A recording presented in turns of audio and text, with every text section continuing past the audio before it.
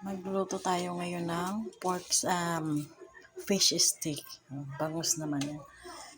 Kinayad-kayad ko yun. Para yung buto niya ay yung tinik. Ayan, o, diba? Pati ito. Fish stick naman ang gagawin natin, diba?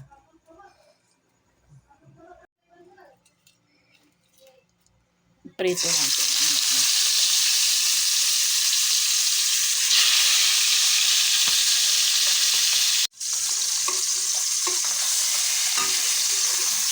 Kahit hindi naman katustado kasi lulutuin pa natin siya.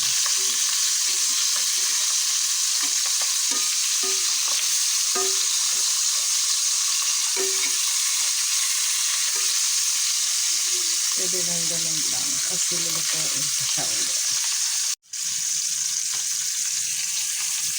Ano siya, ganyan lang. Ayan na guys, yung aking fish stick. Okay, bangus yan.